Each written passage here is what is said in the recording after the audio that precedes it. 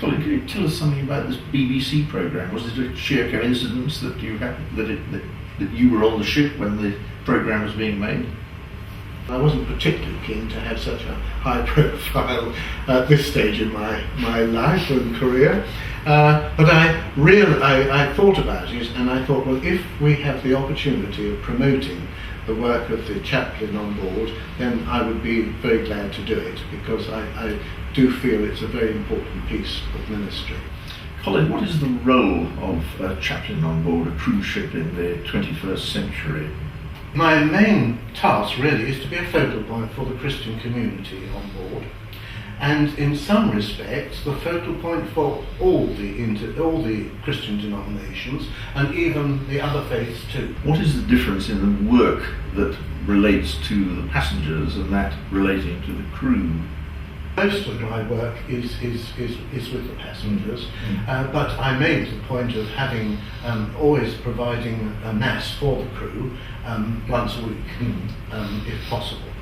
Are people looking for spiritual guidance on board ship, or are they really just looking for somebody, a friendly face to see and to somebody who will listen to them?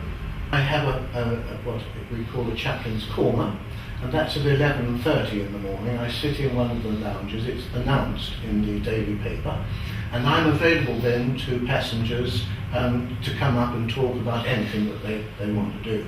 And that proved to be very valuable. I had 92 people come over the 4 months to chat with me and to ask questions. They could be theological, they could be personal, all sorts. Where do the crew come from?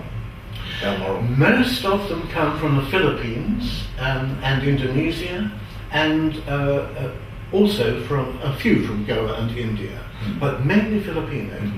What length of tour do they do? It varies enormously. What is interesting is the officers do a 2 months on, 2 months off. Yeah.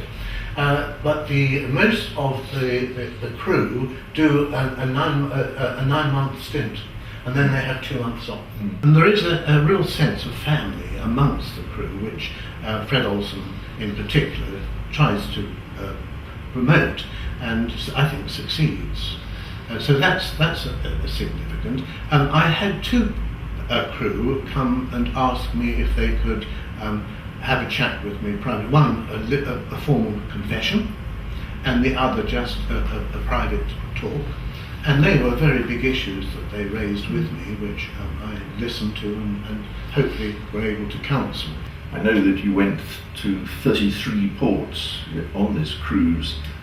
In how many ports did you find Mission to Seafarers centres? The first one where I met a Mission to Seafarers chaplain was in Hobart, in Tasmania. And he came and met us and took, because the BBC were filming that, and we went to the centre and found, as I said earlier, there was no one.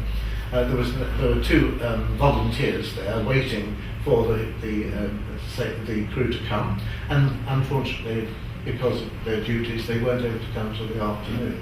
Then another team of helpers came, and that was brilliant too.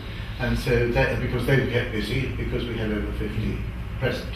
A very significant one was our stop in Sri Lanka and in Colombo, because I've been invited in advance, about 3 or 4 days in advance, to preach at a sea service on the Saturday before Easter.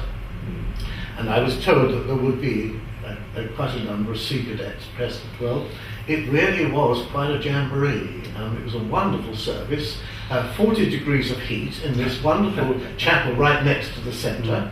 And we had 200 smartly clad in white uniform cadets, and we had a parade of flags, international flags. We had a pipe band, and we had a whole mass of various activities. And the Archdeacon of Colombo conducted the service, and the British consul was there. And so it was quite a big set, and I was asked to preach. Well, I did my bit, and I went, but I was a bit surprised. One, they didn't have the hymn "Eternal Father" as a Sea Sunday, which seemed a bit strange. And secondly, the singing was so poor, because they didn't have a choir, and I'm so used to having a choir, and on the ship we have a brilliant passenger choir, come back to that. But there was no choir, and the singing was rather poor. So in the vestry afterwards, I said to the Archdeacon, well, that's puzzling that it was so poor, considering there were so many. He said, well, it's not really surprising. Most of those lads are Buddhists. But I wish I had known. He would have helped. Because, as you'll appreciate, these centres are open to all faiths. They're not exclusive to the Christian faith. And so I would like to have made that point, that we do, as Mission to Seafarers, welcome all seafarers of whatever nationality and whatever religion. How valuable would you say the Mission to Seafarers is to the seafaring workforce today? One of the key things is that they provide a minibus. There's the minibus waiting at the gangplank, so that when the guys get any time off, they can go in the minibus and be taken to the centre. And they really appreciate that, because they are able to, they get free Wi-Fi there.